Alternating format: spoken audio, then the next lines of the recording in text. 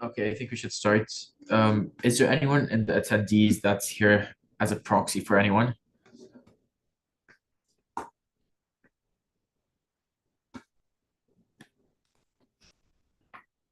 Josh, you know if anyone's setting a proxy?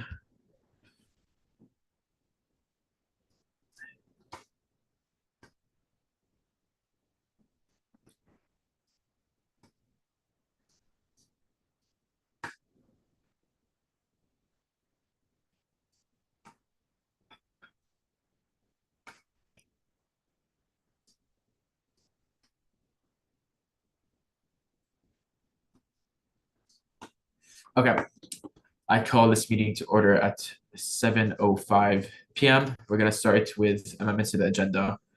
Does anyone have any amendments to the agenda? Chris Espino. Yes, hello. May we please scratch academic success referendum fund allocations from the agenda? Thank you. Yes. Alicia, followed by Bethany. Can we strike ARC allocations? Thank you. Hi, can we please strike capital contingency allocations? Thank you. Yes. Are there any more amendments to the agenda? Actually, I want to add an exec session personnel matter.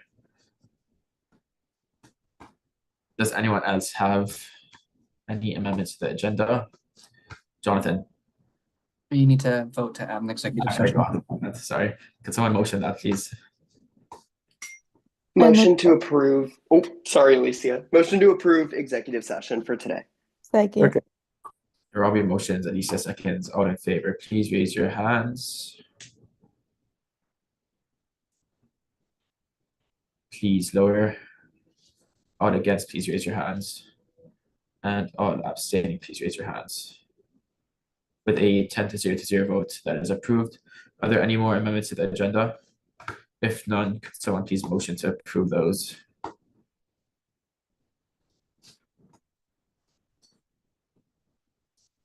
Tammy.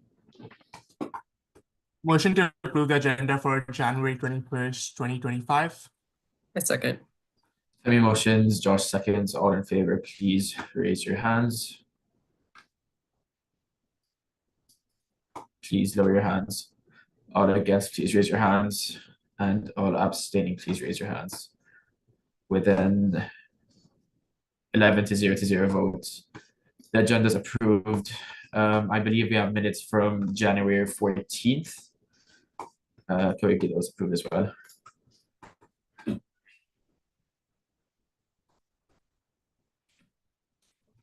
Okay.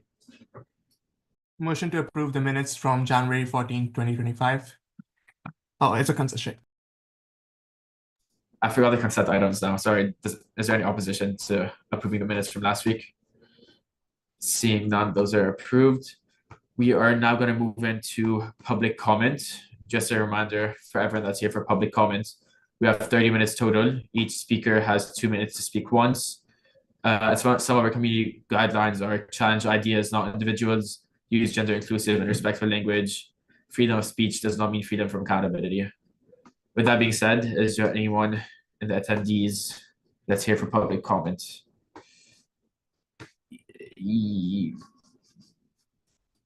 Sial, are you a proxy for anyone by any chance, or are you here for public comment?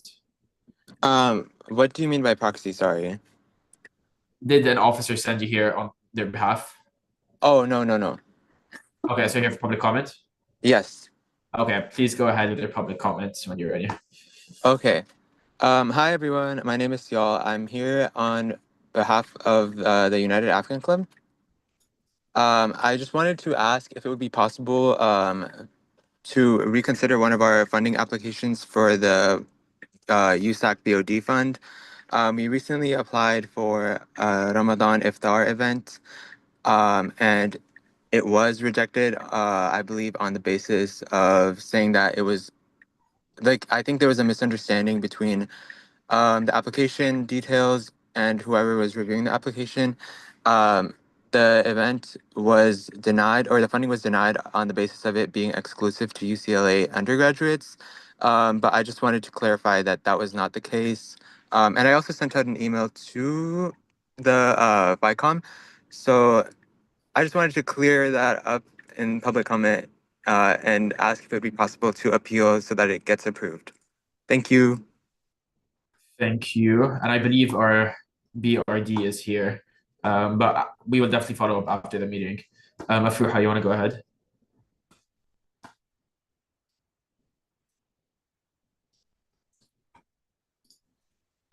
Hello. Okay, so can I start, Adam? Yes.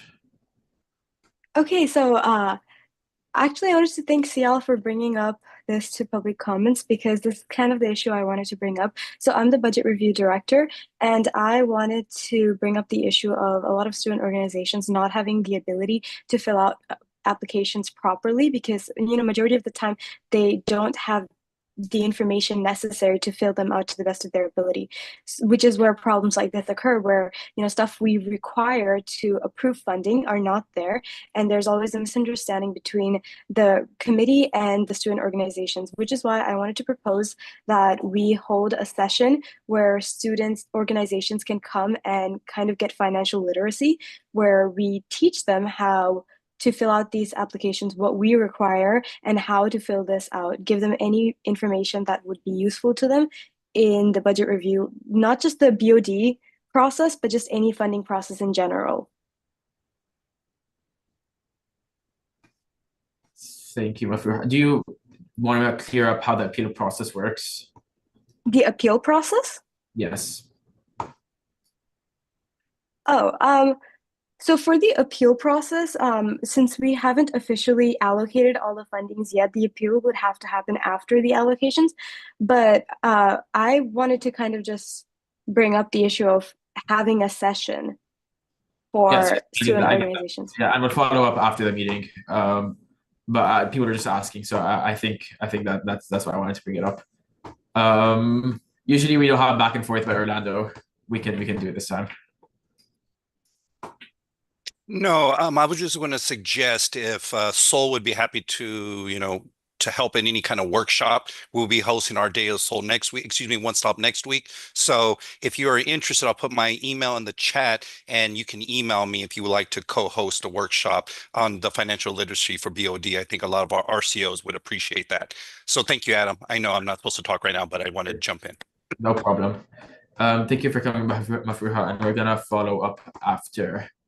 Next we have Hatif. Sorry if I'm mispronouncing your name.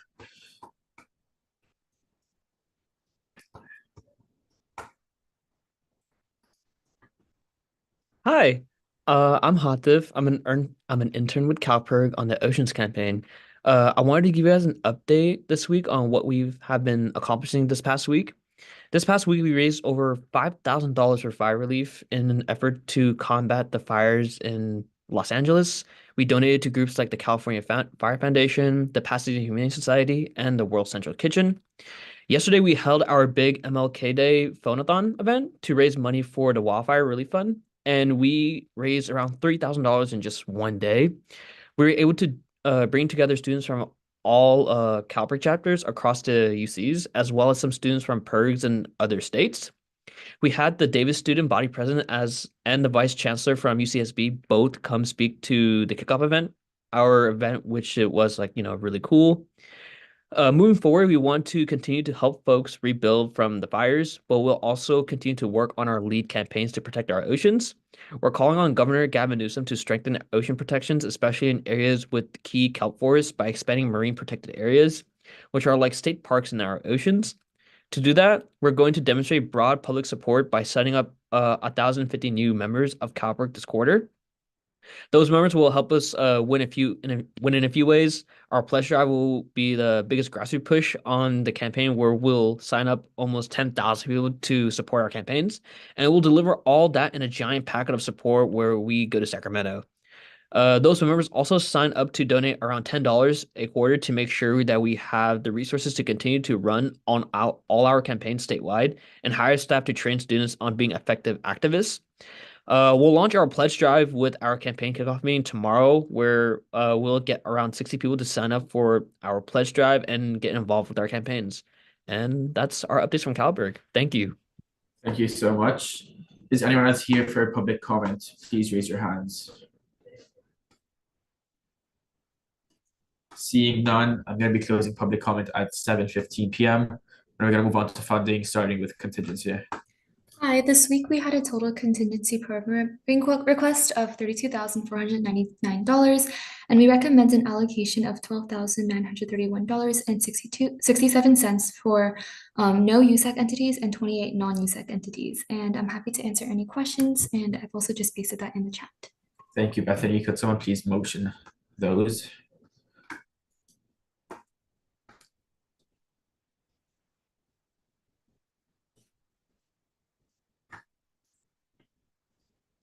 Motion, please. Demian.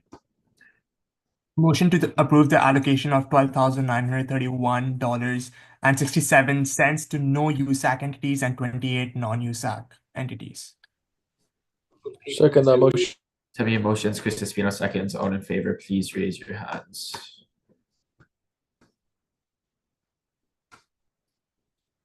Please lower your hands.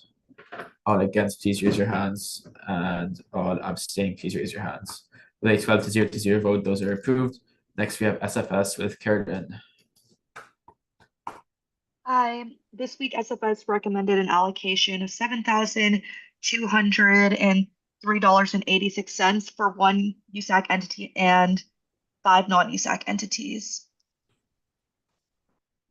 Thank you. Are there any objections to those allocations? Seeing none, we're going to move on to SWC programming. Hi, everyone. This week we had a total of 3 allocations totaling $2,045. All 3 allocations are to non-USAC entities. I will put that in the chat. Thank you, Kiara. Are there any objections to that allocation? Seeing none. Is anyone here? Does anyone have the bag numbers? Oh, I don't think there's the bag cycle. This never mind. We have AAC Travel Mini with Chris Espino. Hello, this week Travel Grant Mini Fund recommends an allocation of $1,608 to 5 non-USAC entities. Thank you. Are there any objections to the allocations? Seeing none, we're gonna move on to BOD with Nico. I'm gonna pass it to Mafura Isha, the Budget Review Director, to present. Sounds good. Hello, this quarter, the USA/BOD funding body received a requested amount of $215,246.73, and we allocated $63,144.72 to 2 USAC entities and 37 non-USAC entities. Could you send those in the chat, please? Yes.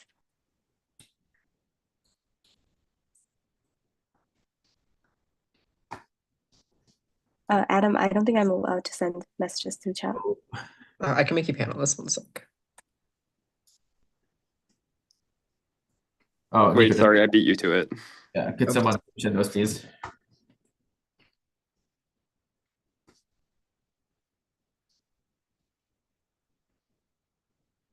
Someone please motion. I motion to approve the allocation of $63,144.72 for the winter quarter USA BOD funding cycle. I second. Could I think we have to say 2 USAC 30. Oh, sorry. With 2 USAC. Wait, sure, I'll just say it again. I motion to approve the allocation of $63,144.72 to USAC entities and 37 non-USAC entities for the USA BOD funding funding body this cycle. Thank you. I second. Sorry, who was that? Me. Sorry, Kiara. Kiara. Kiara motions, Kiara seconds. All in favor, please raise your hands. Please lower your hands. All against, please raise your hands. And all abstaining. With a 12-0 vote, BOD is approved. Next, we have an AAC special presentation. I believe Katie and the attendees needs to be promoted. Hello, yes, thanks, Adam. Yeah, Katie needs to be promoted, and Katie will be leading the presentation on behalf of AAC. the Director of Access and Equity. Okay, you should be able to share your screen. So, okay, let me try. All right, can you guys see it's a Canva report? Great. We are just going to keep it like this because I don't want to mess it up. Okay, awesome. So just quickly, I know a lot of you, but for anyone that doesn't know me, my name is Katie Wagman. I am the Director of Access and Equity for the Academic Affairs Commission, and I am a fourth-year public affairs major. I just am coming to present this quickly today because I know you guys have other things to do, but essentially this is a faculty survey report on course material affordability efforts. So quickly, some background as to why this came about. This survey was created in collaboration with the ASUCLA bookstore and the UCLA library due to the UC Office of the President's task force into creating more affordable options for classes. And so this was kind of a deep dive that we did into UCLA specifically to see what we could kind of do to make classes more affordable. And by the end of this presentation, I hope you guys can also kind of like walk away with some more strategy for your own offices and how you can work with students for more affordability. So just quick introduction. This is a small scale survey. It was sent out to 4,622 faculty members, and about 219 faculty members responded, so it was around 5%. This survey asked faculty members about department-wide considerations of course affordability, including the cost of textbooks. And then they were also asked about other forms of course materials, such as OER, the use of the Affordable Course Material Initiative, and other resources such as like the Inclusive Access Program. So I'm just gonna kind of go into key findings for you guys. So key finding number one, we found after I kind of went through all of this, there's methodology at the bottom of this, I'll send it to all of you, but we split it into STEM versus humanities departments, and we found that STEM faculty report using OER almost 15% more than humanities faculty.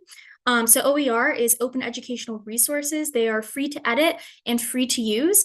And I personally believe that STEM happens to use them more because there's a stronger push towards STEM faculty to create these OER.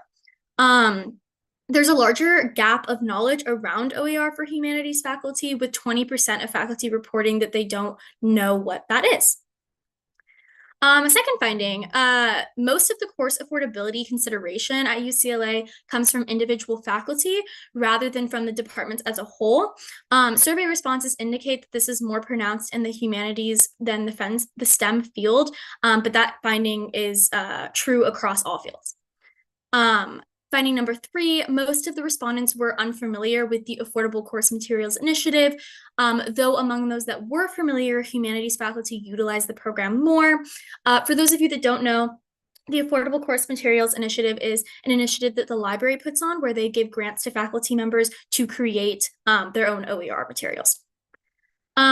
Key finding number four, the Inclusive Access Program is more popular among STEM faculty, with under a third of humanities respondents utilizing the program and only slightly over 40% of STEM faculty using it. So it's not super, super popular, but there is a general, like, I guess, chunk of people that are using it. I'm going to go ahead and skip these definitions because I already just told them to you. The rest of these are mostly just graphs that I'm going to kind of just let you see. This is material type usage. Something that I do want to point out here is that humanities faculty tend to use more non-traditional materials, such as web links and scanned readings, whereas STEM faculty tend to use more administrative programs like Inclusive Access or commercially published readings and OER. Who considers affordability? Individual consideration is by far the largest category. You can see that humanities I want to say that's like 85% is individual consideration, with STEM faculty about over 60%. Departmental consideration does not even reach 20%. Both for STEM and humanities, which means that there's like very little consideration at the faculty level going into making courses cheaper, which does not align with the UCOP goals that have been set out. OER usage, 40% of faculty use OER across both fields. And then this is kind of just reiterating what I said to you before, that STEM faculty do tend to use open educational resources more than humanities. I do think a lot of this is because humanities use what I had before called non-traditional resources. Inclusive access usage, again, I already kind of went over this. STEM happens to use inclusive access more than humanities. And I also think it's interesting that there's actually like a pretty big chunk that are unfamiliar with inclusive access, which I think is interesting considering that that's something that like the administration has pushed a lot. Affordable course materials initiative, like I said before, this is something that most faculty members are pretty unaware of, and that's something that I will kind of get into with the recommendation. And before we get to recommendations, I just wanted to kind of pull out some of these quotes that the faculty sent us. So inclusive access seems like a good idea, but the price reduction was not very impressive for my textbook. Another person said that they were awarded an ACMI grant and developed an OER for their class, but the program coordinator of the program did not allow them to actually use it, which is a big issue when it comes to library consideration. Another faculty member said that they try to use materials available at the library. And then another one says inclusive access is not a good deal for students, and I actively encourage students not to use it. And then just this last part that I wanted to share with you is this recommendation. So first, we found that there should be greater departmental consideration for course affordability. This is something that faculty should be considering with every decision that they make, is how this is going to impact their students. Second is we should reevaluate the benefits of inclusive access. A lot of faculty members commented on inclusive access and their dislike of the program. I have given presentations on the issues with this program, and I'm happy to do so again if you're interested in it. But yeah, that's a story for another day. Training on the benefits of OER. Faculty members should know what OER is. This is something that should be a resource for all of them and for all of us. So this is something that we should be, as students, also kind of trying to get them to be trained on. We should increase awareness for library support. This ACMI program is really great, as well as a lot of like the copyright stuff that the library does. We as students should, know those resources that are there, and should also like help faculty lift that up. And these findings should be included in the UCLA inventory of the UCOP textbook affordability task force, which is what I mentioned at the very beginning of this presentation as to why this is made. And then this is just some survey collection methods. I'm going to stop sharing my screen, and I'm going to go ahead and post or put this in the chat so that you guys have access to it. And that's basically the end of my presentation. I hope that you guys will be able to kind of like go over all of this yourself and hopefully share them with your staff, and also like potentially share it on social media. It should also just be used when we talk about things with the Academic Senate, and talking about how affordability affects students in general.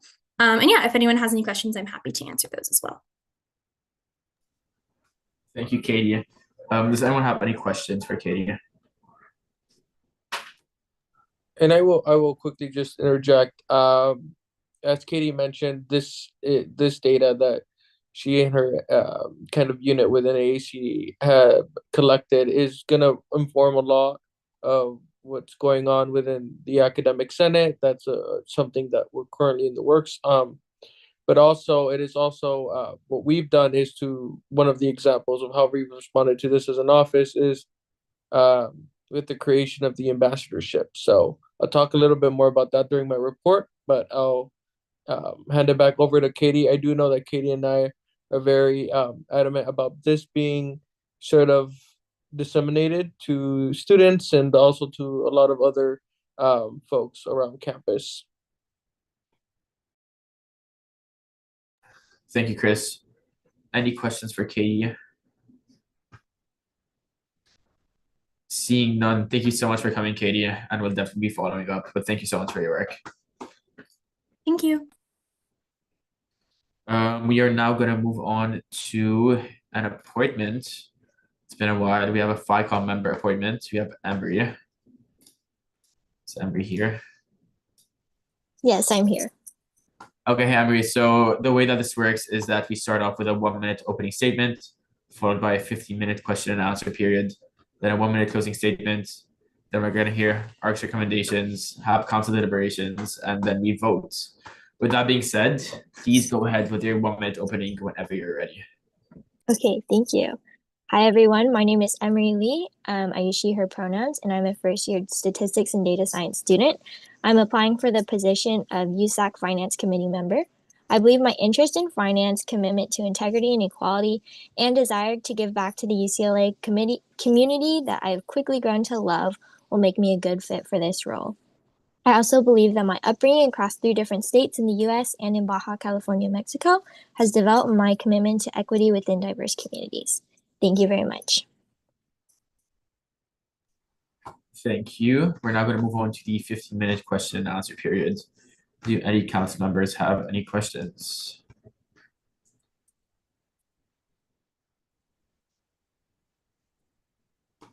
Any questions? I have a question. Oh, Josh. sorry, I can't raise my hand because I'm sharing my screen. How we ensure that FICOM is being transparent with the student body, given the large sum of money that they handle? Yes, I think making sure to attend office hours and being ready to answer questions, being active on social media will also help promote transparency so that the UCLA student body can understand the role of FICOM and how we make decisions and the resources available to them in submitting applications and getting funding. Thank you. Nico? Hello. As a FICOM member, what are some improvements you hope to bring to the finance committee? I hope to make sure that we are transparent. I know that's something that even was brought up earlier today, and how we can make sure people know that funding is available and how to best support or best gain funding. I think doing workshops would be an amazing way to connect with our student body and make sure that everyone has the resources available to them. I think also being open with the committee members and having open dialogue and asking questions is really going to promote transparency within FICOM and just more unity in how we make decisions in promoting the student body. Any other questions? Seeing none. Oh, Mono, go ahead.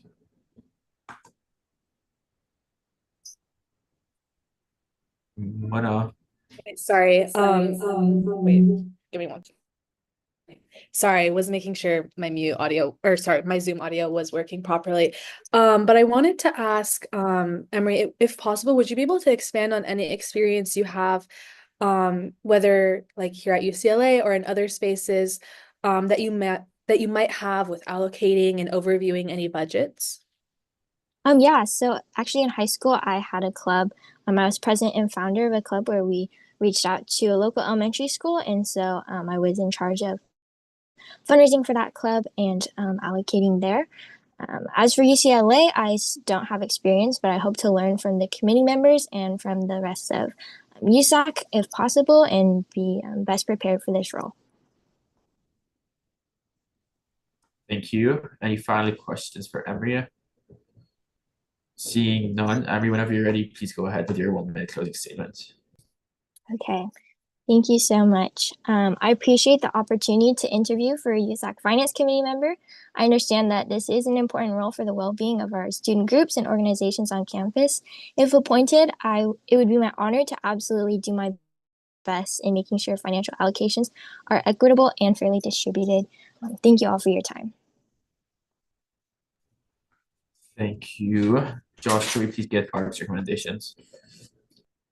Emery presented a satisfactory interview with ARC. ARC believed there could have been some further elaboration on what experiences made Emery qualified for this position. Nonetheless, ARC really appreciated Emery's in-depth knowledge of the role as a first year and commitment to transparency with the student body by developing a greater presence for FICOM on social media. With a 2-0 to 1 vote, ARC recommends Emery for this appointment. Thank you, Josh. We're now going to move on to council member deliberations. Do any council members have any questions, comments, or concerns? Seeing none, could we please get a motion to vote on the applicants? Josh? I move to appoint Emery Lee to FICOM member. I second. Josh motions, Tamim seconds. All in favor, please raise your hands.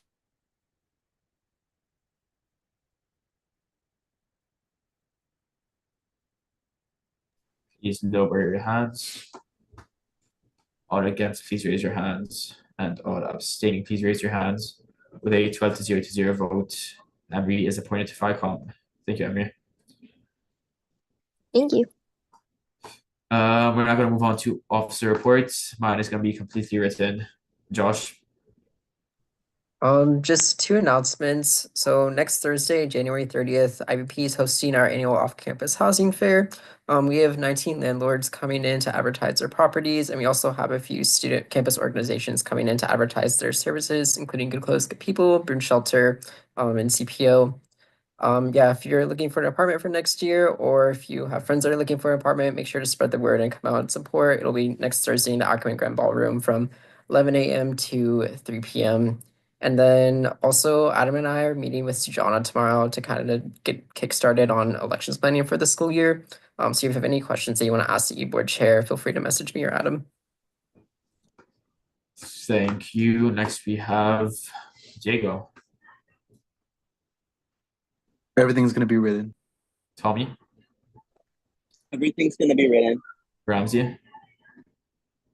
Fully written today. Espino. Just one quick announcement. As I mentioned earlier, our pilot program, our pilot student ambassador program with the registrar, the application is now available online. I know some members within my staff have been advertising it and encouraging your offices to repost. So if you haven't already, please repost. It's a great opportunity for any student on campus looking to get involved. So yeah, that's my only update. For the rest, refer to my written report. Thank you, Robbie.